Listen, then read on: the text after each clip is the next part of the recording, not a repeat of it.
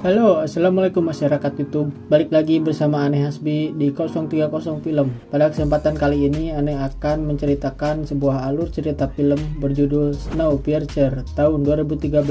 Tanpa banyak bacot di awal, kita langsung aja ke alur ceritanya.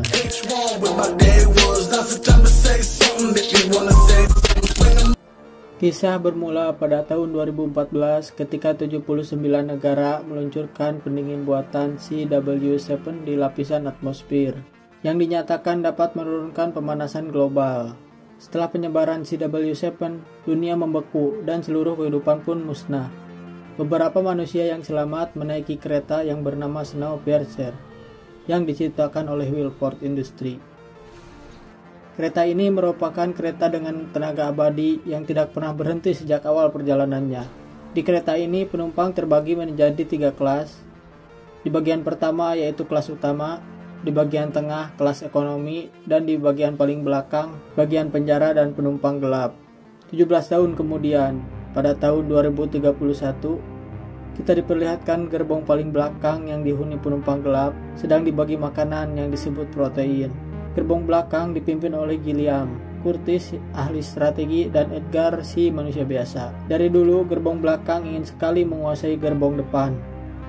Gilliam dan para pendahulunya selalu gagal dan banyak memakan korban. Kegiatan itu disebut revolusi.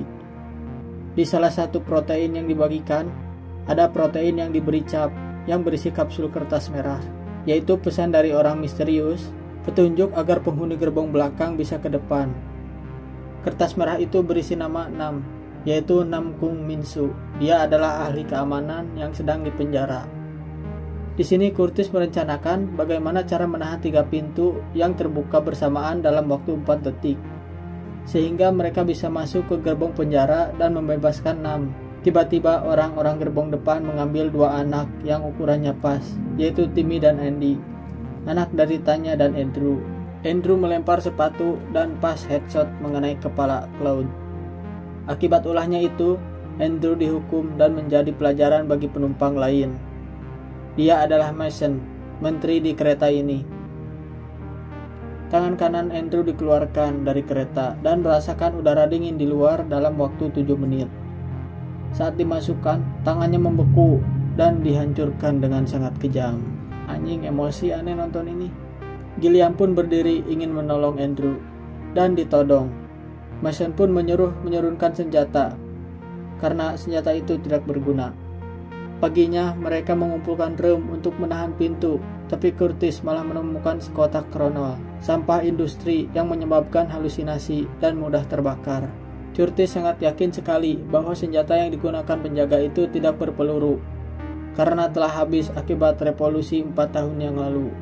Ditambah Mason yang berkata, turunkan pistol tak bergunamu saat menodong Gilliam. Tiba-tiba jadwal pembagian protein lebih cepat, sehingga mereka panik dan tidak dapat menyembunyikan rem yang telah disambung untuk menahan pintu gerbang. Di sini Edgar dan yang lain berusaha mengompori agar mereka memberi makanan yang layak, bukan protein, sehingga rem pun tidak terlihat. Salah satu penumpang pun diancam agar penumpang lainnya tenang. Curtis pun langsung maju ke depan dan menembakkan senjata ke kepalanya. Ternyata benar, senjata itu tak berpeluru. Mereka pun melakukan perlawanan dan berhasil menahan pintu gerbang. Iya, si Gray, si jago bela diri. Mereka berhasil mengalahkan penjaga dan membebaskan Nam, si pecandu kronol. Nam berkomunikasi menggunakan translator karena ia orang Jepang. Di sini Curtis membuat kesepakatan dengan Nam, yaitu dengan membuka pintu dan diberi 1 kronol setiap 1 pintu terbuka. Nam melawan dan merebut kunci penjara untuk melepaskan anaknya Yona. Nam meminta setiap 1 pintu terbuka diberi 2 kronol. Mereka pun sepakat. Di sini Yona seperti anak indigo yang bisa melihat keadaan di balik pintu. Mereka pun kaget ketika baru melihat dunia luar di jendela yang masih tetap beku.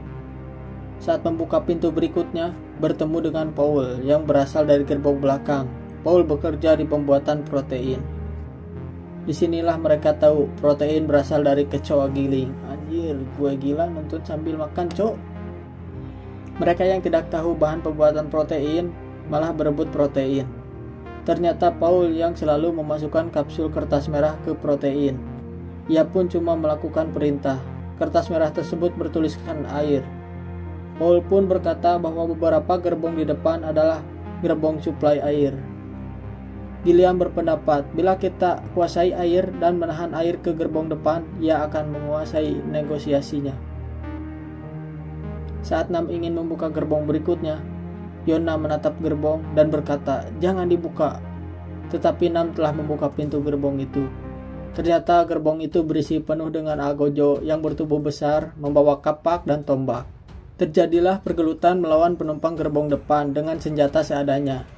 Seru cok, saya saranin kalian nonton filmnya.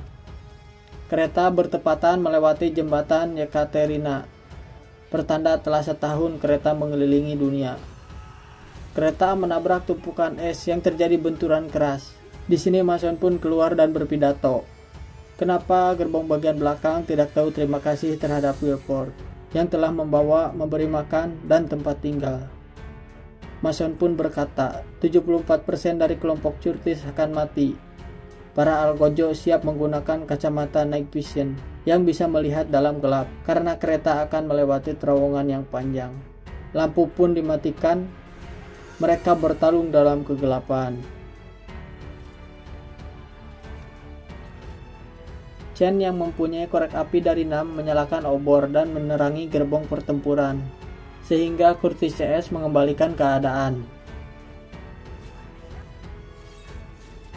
Gray menangkap jenderal dan membunuhnya. Melihat Mason yang ingin kabur, Gray melemparkan pisaunya tepat mengenai kaki Mason. Di sini Curtis dilema antara ingin menangkap Mason atau Edgar yang terbunuh. Dengan berat ia pun memilih menangkap Mason dan membiarkan Edgar terbunuh. Dengan Curtis menawan Mason, ia pun menghentikan pergelutan dan mengikat orang-orang gerbong depan. Mereka pun menguasai gerbong suplai air. Curtis CS menginterogasi Mason tentang anak yang diambil Wilford dan menyuruh Wilford kemari. Tapi Wilford tidak akan mungkin datang dan meninggalkan mesin. Meskipun Curtis membunuh Mason atau menghentikan aliran air ke gerbong depan, Wilford takkan datang ke gerbong belakang.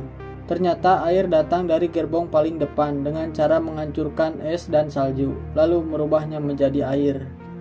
Mason pun memohon agar tidak dibunuh, dan ia akan mengantarkan Curtis CS ke Wilford dengan aman dengan cara menawan Mason. Malamnya, Gilliam menyuruh Curtis agar stop di gerbong ini, karena telah menguasai gerbong protein dan air, karena kaumnya yang telah kelelahan dan kehilangan banyak nyawa. Curtis pun tetap ingin maju ke gerbong depan dengan beberapa orang, dan menyuruh Gilliam tinggal menjaga para tawanan.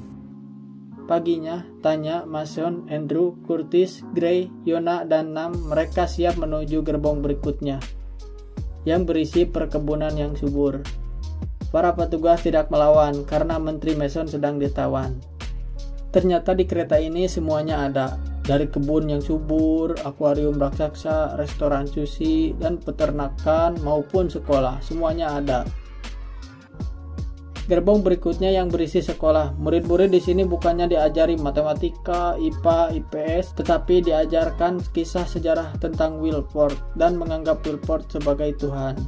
Sejak kecil Wilford menyukai kereta dan sangat terobsesi. Wilford berencana ketika besar ia akan selamanya tinggal di kereta. Impiannya mulai terwujud saat menciptakan Wilford Industry, sehingga impiannya membuat perjalanan kereta nan mewah yang mengelilingi dunia dalam waktu 1 tahun menggunakan energi yang tak terbatas pun terwujud. Banyak orang-orang yang menertawakan Tuan Wilford. Mereka menghujat Wilford karena terlalu berlebihan. Layaknya cerita Nabi Nuh yang menciptakan perahu karena akan ada banjir besar. Wilford pun menciptakan kereta itu karena ia tahu bahwa formulasi W7 akan membuat bumi membeku. Anak-anak diperlihatkan 7 orang yang berusaha melompat keluar dari kereta 15 tahun yang lalu, yang disebut Revolusi 7. Setiap tahun baru, Wilford selalu membagikan telur rebus ke semua penumpang. Curtis menerima telur yang berisi kapsul kertas merah yang bertuliskan darah. Tiba-tiba mereka mengeluarkan senjata dan menembaki Curtis CS dan kaumnya. Andrew pun tewas. Gray dengan cepat membunuh si guru sesat. Mereka diperlihatkan Gilliam dan kaumnya yang dibantai oleh Franco Elder. Franco lalu mengejar Curtis. Di sini Curtis membunuh Mason dan menuju ke depan. Mereka melihat pelayanan dari penumpang kelas utama yang begitu mewah. Saat kereta melingkar, Curtis dan Franco saling menembak. Mereka lanjut kejar-kejaran hingga masuk ke gerbong sauna. Terjadilah pergelutan yang menewaskan Tanya dan Gray. Tegang cok, aneh nonton ini. Nam dan Curtis pun berhasil mengalahkan Franco. Di sini Curtis berjanji pada Tanya akan menolong anaknya Timmy. Mereka pun lanjut ke gerbong berikutnya yang berisi orang-orang sedang mabuk dan mengonsumsi kronol. Nam dan Yona mengambil kronol mereka. Curtis CS berhasil menuju gerbong terakhir. Di sini emosi Curtis membludak dan malah berkelahi dengan Nam. Nam pun memberi Curtis rokok agar Curtis tenang. Nam tidak ingin membuka pintu terakhir. Ia ingin membuka pintu keluar. Ia ingin keluar dari kereta karena ia tahu es sudah mulai mencair dan Nam bisa hidup di luar kereta. Setiap tahun saat melewati jembatan Yekaterina, ia selalu memeriksa puing pesawat di bawah salju. Yang pada awalnya cuma terlihat sedikit, sekarang ia bisa melihat semua bentuk pesawat tersebut. Curtis menganggap Nam sakau pengaruh kronol, tetapi Nam berkata, ia mengumpulkan kronol bukan untuk itu, tapi untuk menciptakan bom yang dapat membuka pintu keluar, karena kronol bahan kimia yang mudah terbakar. Nam menempelkan kronolnya di pintu dan meminta korek pada Curtis. Ia pun tidak mau. Tiba-tiba Cloud muncul dan menembak Nam, membawa kronol dan mengajak Curtis untuk menemui Wilford. Ternyata Wilford seorang kakek-kakek. Wilford berkata bahwa Curtis manusia pertama yang berhasil berjalan dari gerbong belakang ke gerbong depan. Wilford yang kejam itu karena ia ingin mempertahankan kehidupan di Snowpiercer. Wilford sengaja membuat gerbang belakang melakukan pemberontakan dan peperangan, sehingga populasi manusia berkurang dan persediaan makanan tetap terjaga. Ternyata Wilford bekerja sama dengan Gilliam membuat pemberontakan itu. Wilford kagum kepada Curtis karena ide Curtis untuk menggunakan obor benar-benar di luar perhitungan mereka. Karena gerbong depan mengalami banyak kekalahan yang mengakibatkan Gilliam harus dibunuh. Ternyata si Franco belum mati, ia pun menuju ke gerbong depan. Orang-orang di pesta berusaha menyerang Nam dan Yona karena ia telah mengambil kronol mereka. Nam pun meminta Yona agar membuka gerbong dan mengambil kronol. Berpindah ke Curtis yang kebingungan setelah mengetahui kenyataan. Kini ia tidak tahu harus berbuat apa. Wilford pun mengajak Curtis masuk ke mesin abadi dan memberinya kertas merah yang bertuliskan kereta. Wilford yang sudah tua menginginkan Curtis menggantikan posisinya karena Curtis telah mengetahui semua kejadian di kereta dan menjadikan Curtis pemimpin manusia di dalam kereta, karena tanpa pemimpin umat manusia akan kacau balau. Curtis seperti dicuci otak oleh kata-kata Wilford, sehingga Curtis mendorong Yona yang mencoba menghampirinya. Tetapi Yona menemukan sesuatu di balik lantai gerbong. Dialah Timmy, anak Tanya yang dipekerjakan, sehingga membuat Curtis sadar betapa kejamnya Wilford. Wilford pun berkata beberapa komponen mesin rusak dan harus menggunakan sistem manual, yang cuma bisa dilakukan anak kecil di bawah 5 tahun. Curtis pun marah dan menghajar Wilford, serta memberikan korek kepada Yuna untuk meledakkan pintu keluar. Di sini Curtis memberanikan menahan putaran mesin dengan tangannya dan berusaha mengeluarkan Timmy. Mesin pun melemah dan secara otomatis mengaktifkan tenaga cadangan dengan mengeluarkan Andy, yaitu anaknya Andrew. Anak-anak itu mengabaikan Curtis seolah-olah mereka telah dihipnotis. Mesin kereta pun kembali bekerja dan memutuskan tangan Curtis. Beruntungnya dia telah berhasil mengeluarkan Timmy dari sana. Berpindah ke Yona yang berhasil menyalakan sumbu kronol untuk meledakkan pintu keluar. Nam menutup pintu gerbong agar selamat dari ledakan, tetapi pintunya rusak.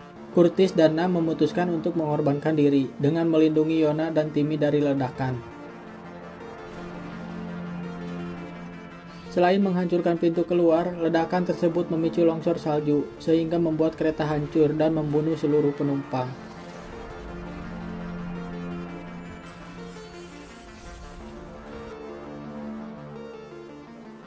Di akhir film, Yuna dan Timmy berhasil selamat keluar dari kereta.